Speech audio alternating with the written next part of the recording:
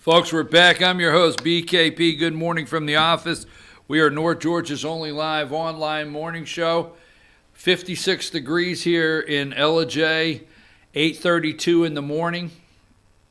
It's Tuesday, correct? I have to double check. So it's Tuesday. That means tomorrow we have a doubleheader. Pike County coming to town to play the Fannin Rebels. They're down to the Elite Eight. That's exciting. I know, Josh, I don't get past it, but it's baseball A, and B, the 3A state playoff championship starts with 32 teams. And no matter what happens this week, just the fact that you found yourself in that elite 8 teams in the entire state for 3A is just amazing. You know what I mean? Are you out there? Damn it! Oh, that was so nice. I'm here. And here's another thing why I got it. Let me just say this, Josh, because I think you have heard this. There was a time several years ago, right? How do I say that? If there was a time several years ago, what the hell am I saying? Anyhow, at one point, Fannin was in 2A, right? And Fannin, if you go and look around the gymnasiums and so forth, any of the state championships or the biggest accomplishments they have are 2A, correct? There's a lot of discussion. I don't want to use the word criticism, although I just use criticism, so I don't want to say anybody criticizes. But there's a lot of talk about Fannin playing in 3A, right? And since they started playing in 3A, they have not been able to compete. I don't know how I put that, but you follow what I'm saying? Yeah. I think this just really says something about this team and about the level of the baseball program that has been coming along for years. Now, Coach Stone is doing an awesome job. But doesn't that just speak volumes of the program and the athletes playing in 3A? I think so. And you got Coach Cheatham that's bringing the football program up, too. I agree. And let me say one more thing. I'll get past sports. I promise, folks. But let me say one more thing. You realize North Hall is still in this also. Yep. And North Hall is in Region 7, and they finished in the 2 seed behind Fannin, and Fannin took the region away from them, and I think, was it 2 years ago, just 2 years ago, North Hall won the state championship? I believe so. It's somewhere in there. Mm-hmm. I'm just saying that's the level of competition. So this all started by me asking you if today was Tuesday. Yeah. That's how this got going, folks, because tomorrow's Wednesday, and at 4:30, FYNTV.com, we will be bringing you Pike County and Fannin County Elite 8 3A State Baseball Championship playoffs. Okay, now moving right along. This is an exciting day in Georgia for a couple reasons. Our new governor, and let's go with number 38. Now, this is not the actual bill, so we want to make sure we tell you that. This is not the actual bill, but today at 10 o'clock, all right, today at 10 o'clock, the heartbeat bill, all right, Governor Brian Kemp will sign it. So Governor Brian Kemp to sign fetal heartbeat bill Tuesday, today. The fetal heartbeat bill will make it illegal to receive an abortion once a heartbeat is detected in the womb, which happens around 6 weeks. So it's the fetal heartbeat bill because as soon as a heartbeat can be detected, whatever time that is, you cannot have an abortion after you detect that heart is beating. The law has stirred up opposition among Democrat lawmakers and abortion right activists. Now, that being said, there's a couple articles out there, but let's go into who has this bill right now. Okay, I have the list here. I just had it. Let's see. Let me make sure I've got this list. All right. So here's the list on the heartbeat bill. Leave the governor up there today at 10 o'clock. Now, I'm not for sure. It may be out there already. I think my understanding is as of yesterday, late yesterday, they had not announced exactly where everything was going to be taking place. I'm telling you, the opposition, and I don't just mean Alyssa Milano, the opposition, they are furious, okay? I mean, they are absolutely furious at this bill signing. Protest, danger, all the above. So if you know, and it's put out there, I checked just a minute ago, I did not see an update, but if you know where this bill is being signed, you can let us know here. But I understand 10 o'clock today. Ohio became the 5th state to ban abortion at 6 weeks. 5 states. A so-called fetal heartbeat bill. Ohio joined 4 other states that have passed the same similar bill. And who is that? Mississippi, Kentucky, Iowa, North Dakota, and Georgia. All right? And Ohio. Ohio, Mississippi, Kentucky, Iowa, North Dakota, and Georgia. An openly anti-abortion governor, Brian Kemp, who has voiced his support for the bill, has until May 10th to sign it. So today is 5/7. He had to May 10th to sign it. Okay. The heartbeat bill, again, all or most abortions once can be detected. Now, remember John Kasich. All right. While we're talking about this, he vetoed it. Remember that in Ohio? Ohio's fetal heartbeat bill was shut down twice before by Governor John Kasich. Ohio's current governor, however, Mike DeWine, signed it shortly after it passed the legislature. The ACLU has said it will challenge the measure as soon as it is signed.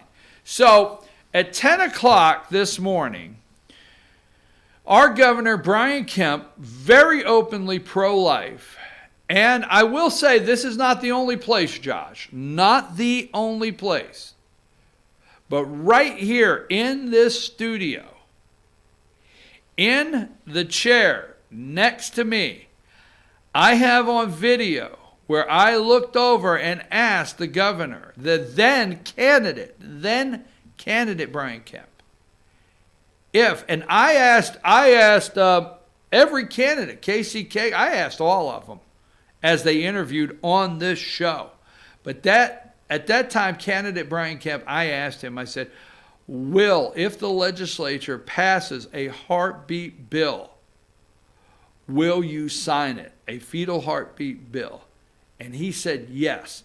And I will tell you, when you're sitting next to somebody, you could pick up sincerity, okay?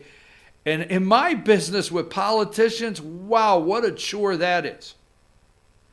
But when somebody is bold, strong, confident, and comes out with no hesitation, I didn't no more get that out of my mouth asking candidate Brian Kemp that he gave a resounding yes. Absolutely, I will sign that bill. Now, I don't know if that's a quote, but we do have it on video. That being the point, our openly pro-life Governor Brian Kemp at 10 o'clock, it's 2 things here, will sign into law the fetal heartbeat bill in Georgia. I predict, and I'm going to give it all of 5 minutes, that at 10:05 or 5 minutes after, okay, that is signed, the opposition lawsuits, plural, whatever it may be, will be filed immediately. If not 5 minutes, by the end of the day. That's my prediction. because this is going to be, who would have thought that we would go back to Roe v. Wade? Who would have thought that in 2020, one of the number one issues would be abortion? Who would have thought that Republicans would have the guts inside to go for this, at least in 6 states right now? Because I'm going to tell you something. If you're out there and you've always wanted to overturn Roe v. Wade, you should read, and I'll show you the book. You should read Scalia's Court, okay?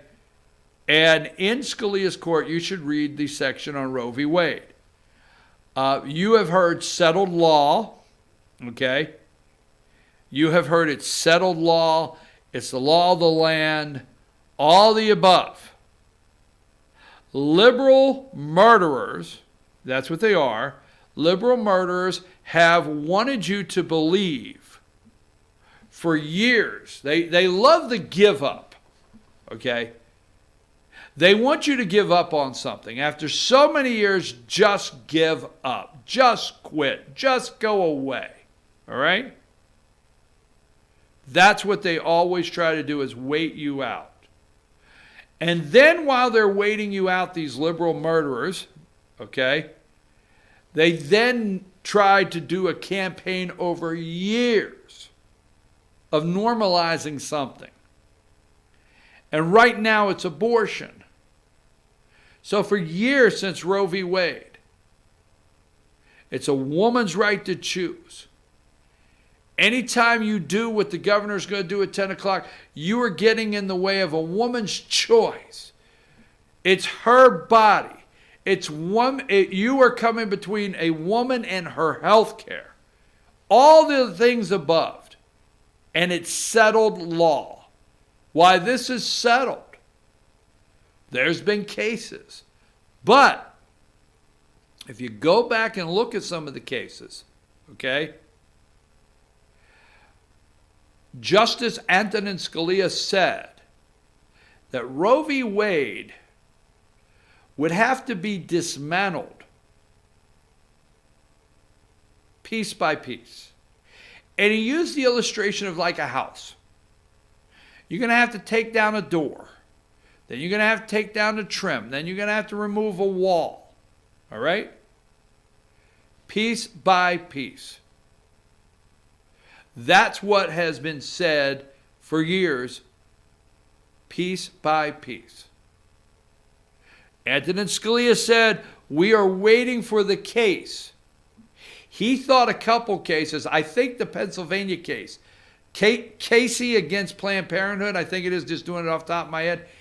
He thought that case would open the door to revisit Roe v. Wade. You see, you have to have a case to open the door to revisit the whole abortion law. And that's why 6 states, see, this is going to go to the Supreme Court, and the fetal heartbeat bill that governors, like this governor here, Brian Kemp, that has the guts to sign, in the state of Georgia. I'm going to tell you something. No matter the conflict you have in Georgia, I want to give a shout out at 10 o'clock this morning for every lawmaker. I want to give a shout out to the Speaker of the House, like the guy or not, David Ralston, for bringing this bill to the floor in the House. I want to give a shout out over at the Senate side, state senators like Steve Gooch, Lieutenant Governor Jeff Duncan, that presides over the state Senate, for working on this bill and sending it back, approving it and sending it back to the House. I want to again give another shout out. Just 2 or 3 days or a couple days before session was over, the Speaker brought the Senate version back to the floor with the modifications. And I want to give a shout out to each and every Georgia state legislator that voted yes to send it to the governor's desk today at 10 o'clock. I will take a brief break. When we get back, we're going to talk about this issue a little more and how it's going to play into the 2020 campaign. Yes, I know They're threatening to put William Barr in jail, the Attorney General. I get it. Yes, I know. Steve Mnuchin won't give up the tax returns. Yes, I know what you're saying out there. I get it. Let's stay focused on 2020 just for a couple more minutes, and we will get to those earth-shattering Democrats' heads exploding issues on how Attorney General Barr, we know why, because they know that we know that they know that we know. Take us to break.